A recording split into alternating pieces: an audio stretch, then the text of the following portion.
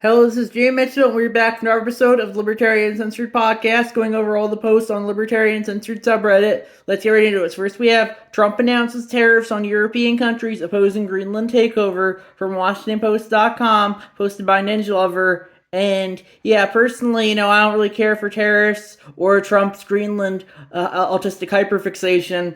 But regardless, I think, if Trump wants to tariff whatever countries he wants to tariff, ultimately he's in control of the government, and ultimately, a lot of people are going to refer to whatever the president says in matters of governance when it comes to the government. So ultimately, that's something that he's going to do, and even if I personally don't care for it. But I personally think, the Greenland stuff's just kind of one of Trump's WWE-style distractions. The real regime change right now is happening in Iran. Greenland is already under de facto control through NATO, and despite what the progressive Redditors might think, that Trump's anti-NATO and trying to get the U.S. out of NATO, in reality, he's a very pro-NATO president, and that's something he said on True Social recently. I think I read from him. He says, "I'm the president who saved NATO," and I just go to show you that this is all just a distraction. We really should be focusing on Iran, because that's where they really want regime change, and the real reason they want regime change down there, I would say, is because the U.S. government is always beholden to what the Israeli government runs, and Iran is one of Israel's chief geopolitical rivals right now. So that's what my thoughts on that issue. Next we have "It is even worse than this," posted by Ragnar OKXG, and that's a meme they posted, and it's two guys selling lemonade, how they say capitalism works, and one guy selling lemonade says, "My lemonade is better," and the other says, "No, I will make mine better." And then they have how capitalism actually works, and the two businessmen saying, one says, "I dilute mine to profit more," and the other one says, "I used piss." And yeah, personally, that's very much a progressive Reddit leftoid take on capitalism. Of course, this one was so bad, even this woke progressive subreddit downvoted it. It's only at 36% upvoted currently. But personally, I think the capitalist perspective is, if you want to make anything you want to sell, I think that's fine. It's definitely something that requires competition, though. And people, if you want to sell something like lemonade, it does have to be drinkable. But Reddit always seems to think that, capitalism is the worst thing ever, and that we need to install a communist Stalinist dictatorship because of that. And it just goes to show you how unserious these people are. They probably don't leave their parents' basement for weeks at a time, but we have to listen to all their takes on how they run the country. It just goes to show you they're very fundamentally unserious people. And yeah. Personally, in some ways, I'd rather would have a Stalinist dictatorship. I'd rather would live in the Stalinist dictatorship than a Reddit dictatorship, because at the very least, Joseph Stalin isn't constantly bitching about his pronouns. And that's my thoughts on that issue. Next, we have "Trump likes the idea of no elections during a war," posted by FastCRuvinus739, and that's a cross post they made to the narco-capitalist subreddit. And that looks like a clip from a few months ago of Trump having Zelensky to the White House, and I guess Trump's joking about having no elections during the war. And I actually replied to this on the cross post. I can't reply on the Libertarian Censored subreddit since they banned me, because Reddit's a censorship hellhole at this point. But I said in response, I said, it's okay when Zelensky actually does it, but not when the orange man jokes about it. It's interesting. Zelensky's in-group coded, he can cancel elections for as long as he wants to. He does have a kind of a good excuse with Russia occupying a decent amount of the Ukraine currently. But, if the orange man ever jokes about it, he's literally Hitler. And just goes to show you, these people aren't serious. They'll just go for whatever the in-group says. I'm sure if the next Democrat president was to cancel elections, Reddit would think it's the greatest thing ever. But, since the orange man's just joking about it, suddenly, it's the worst thing ever. And that's my thoughts on that issue. Next we have "Experience looks like restraint. This doesn't. Michael Moynihan, it's insane. These motherfuckers should be wearing body cams," posted by Bihari, and that's a cross post from the We the Fifth subreddit.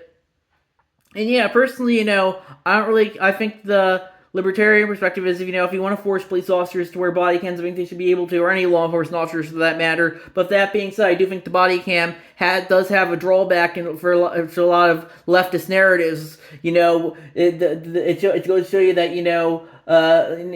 before body cams, a cop might attack a black person, and they'll say, see, they were attacking them completely unjustifiably. But now, if body cams did, you can see the video of them, some videos of black people charging at cops with knives and stuff, and it just goes to show you that might break the leftist narrative. It's very much how, like, back in 2014 in Ferguson, Missouri, the narrative was when Michael Brown got killed by a cop, it was hands up, don't shoot, but, his hands weren't up. And it just goes to show you, that's why I personally would say I'm for body cams. They might go against the narrative that the media is trying to push in a lot of instances. And that's my thoughts on that issue. Next we have Zionist Greenblatt of the ADL threatens and blackmails Americans who criticize Israel and says he will wield the intelligence apparatus to cyberstalk them and ruin their lives for practicing free speech. That's a post from Row Run Row, and that's a screenshot of the next post from Red Pill Media. ADL leader Jonathan Greenblatt says Americans who criticize Jews in Israel will be monitored by the FBI. We will monitor social media and check your bank accounts. And yeah, personally, I don't really care. The ADL has always been pushing for this, but Reddit finally cares now since one of their pet issues is Palestine. That's why I think in a lot of ways October 7th was probably a good thing when it comes to Reddit questioning the official Israel narrative, because I shared some stuff critical of the ADL in the subreddit before it was banned, before October 7th, and Reddit downvoted it. They pretty much downvoted anything I posted, to be fair, but now they seem to be upvoting this one, so you definitely do have to be against ADL and its campaign of censorship by proxy, and that's my thoughts on that issue. I think in some ways, I usually shit on Reddit a lot when it comes to censorship, but I do think in some ways it's even better than X. X also seems to be captured by the Zionists. And one time I saw a clip of Glenn Greenwald. He said, "Oh, this is the GOP says you shouldn't be." It was saying, "Oh, the GOP says you shouldn't be flying foreign flags." Meanwhile, in New Jersey, after the Israel hostage release, and it was everyone flying. It was a huge Israeli flag rally. And I was going to comment more like New Jersey, LOL, but they wouldn't let me comment it. And just go to show you how captured by the ADL this platform is. Well, not right, but they're pretty much canceled. But to be fair, they've pretty much taken over all the platforms as well. And, they might say, oh, it's anti-Semitism, but, just it's looks like Nazi, fascist, racist, etc., etc. When you constantly use that word, eventually people will stop caring when you say it. It's very much a lot of so-called conservatives become progressives the second Israel is brought up. They say, a lot of progressives, we got to make racism, sexism, etc. illegal, and the conservatives will go, LOL, that's so goes against free speech. But then he's bringing up Israel, and suddenly they'll say, we do need to restrict freedom of speech for Israel, and that just goes to show you a lot of people have no principles other than what the narrative is. Next we have former CIA director nicknamed Ozembic Mikey admits Mossad agents are running a subversion campaign on the streets in Iran in an attempt to Balkanize and Syrianize the nation so they can pull the U.S. into a forever war and fight them down to the last American soldier, posted by Row Run Row. And that's a screenshot of the tweet from Israel Exposed. Former CIA director Mike Pompeo admitting Mossad agents are on the streets in Iran a week before the protest started.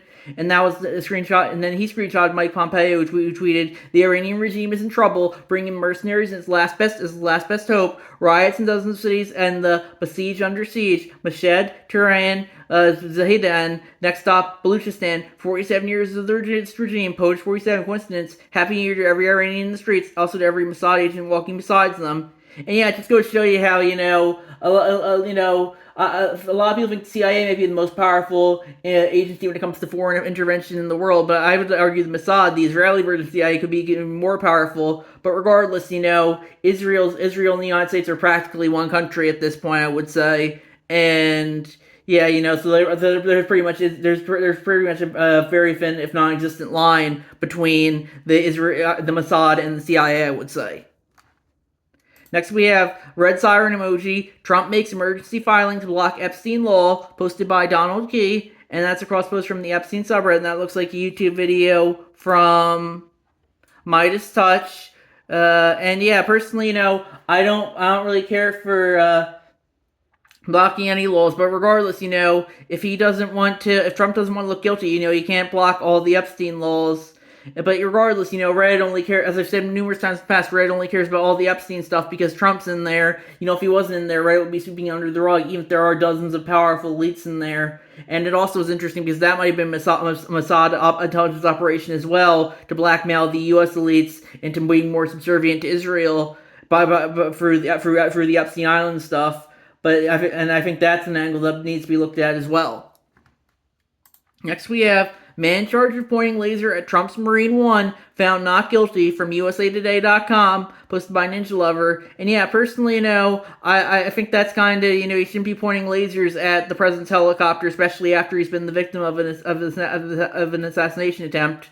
But ultimately, justify doing what you want to do. But ultimately, that's kind of asking for trouble, if you ask me. But regardless, I'm glad that he's found not guilty. But you definitely shouldn't be trying to. That's very much what writers like to do. They say, "Oh, this government's tyrannical," yet they always try and get in as much trouble with the government as possible. It just goes to show you that if it really was as tyrannical as they thought it was, they probably wouldn't want to do that. But they're just kind of hypocritical about it. They don't. If they really valued their safety and life, they wouldn't be trying to do shit like this. But that just goes to show you a lot of people are phonies when it comes to politics. They'll say, "Oh, it's the most dangerous regime ever." Then they'll point their laser pointer at Trump's aircraft, even though the government might go after them for it. Next, we have under Patel, FBI scours its records to discredit Trump opponents from nytimes.com, posted by Ninja Lover, and they added, agents now scour the FBI's vast holdings to root out negative edge information about those who once investigated President Trump, according to current and former officials, lawmakers, and lawyers representing some of those targeted. And yeah, personally, I think it just goes to show you why the Libertarian position is, you can't reform the FBI, you gotta get rid of it. I do think Patel was one of Trump's better appointments, but he's just using the FBI for partisan and political stuff, just like his predecessor administrations, the predecessor administrations did. And it just goes to show you that, the FBI is inherently corrupt. You gotta get rid of it as soon as possible. Next, we have ICE in Minnesota pepper sprayed a 15-year-old girl during a door-to-door operation in the Twin Cities area, 1/15/26, posted by Don't Reply to This ACC. And that's cross-post from the ICE Watch subreddit. And yeah, personally, I don't really care for that, but law enforcement officers can only justify whatever they feel like, since they have the legal opinions force, and oftentimes you can't hold them accountable for it, since the government controls the courts and legal system as well. Next, we have Secret Service visits mom who posted she wants trials for Trump officials from alternate.org, posted by Ninja Lover. And yeah, personally, I don't think the state should be visiting people for anything they post on social media. But regardless, the actual tweet she sent was, "When Carolyn Levitt gets what she deserves, I hope it's televised." And I guess that could be interpreted as a threat. But regardless, I think, you should be able to use what you threaten whoever you want on social media and will not face government consequence for it. If people want to dox your location and show up at your house, I think if not private actors, I think that would be fine. I do think if people do want to have consequences for what they post on social media, fine. Cancel whoever you want to. I'm personally very anti-cancel culture, but just by doing whatever you want to in regards to canceling other people. But I don't think the state should be showing up at other people's doors over what they post on social media, regardless of whether the state's in-group coded or out-group coded. If someone had a problem with what she posted and wanted to show over her door that it wasn't an agent of the state, I think that'd be fine. But I don't think the government should be the one doing that. And that's my thoughts on that issue. Next, we have federal agents caught embedding themselves with protesters after one is extracted by agents in a white van, posted by Ninja Lover, and that's cross-post from the Minnesota subreddit. And yeah, of course, Reddit's going to be against pretty much any... Minnesota's currently Reddit's called C. Libre after the Renee Good killing. But, ultimately, eventually people are going to move on to the next thing. And, yeah, it's very much the current thing mentality of the news media. Next, we have Danish MP targets Trump Deputy Chief of Staff Steve Miller with jaw-dropping attack. That is the mentality of a rapist, posted by Apollo Delphi. And that's a cross-post from the Live News 24H subreddit. And that looks like a clip of that Danish MP saying that on MS Now, formerly MSNBC. And yeah, personally, I don't really care for Stephen Miller, but Reddit it's just constantly gonna circle jerk off anyone who says Orange Man or one of Orange Man's friends bad, and eventually get tired of it after a while. It's pretty much every post is pretty much the same variation of Orange Man bad. And yeah, if you want to say Steve Miller has the mentality of Reeves, I think that's fine. But it's very much for the social media area of politics when it comes to just constantly posting your own dunks on Reddit or other social media for that platform. And that's my thoughts on that issue. And there was another post I wanted to share I posted to the Libertarian Party USA subreddit. I said, hypothetical, congratulations, by some miracle you've just been elected the first president of the United States to be a member of the Libertarian Party member. What does your first day in office look like? And I said, I would sign an executive order dissolving the American Empire, aka the US federal government, and then proceed to ride off into the sunset, never to be seen or heard from ever again. Thoughts. And yeah, personally, I don't know if the president has the constitutional power to do that, but the Constitution is dead in the water at this point, sadly. It's been ignored whenever convenient for generations. So I would sign the executive order, and then I'd ride off into the sunset, maybe the theme from like Wild Wild West playing in the background, and then I'd never be seen again, or heard from again. And yeah, that's my thoughts. That's what I would do if I ever elected president. And I'm almost old enough to run, so hopefully maybe that day will become a reality sooner rather than later. Probably not being a third party member, but you never know. And that's my thoughts there. So I think we're gonna wrap it up there. I'll see you guys in the next episode. Bye.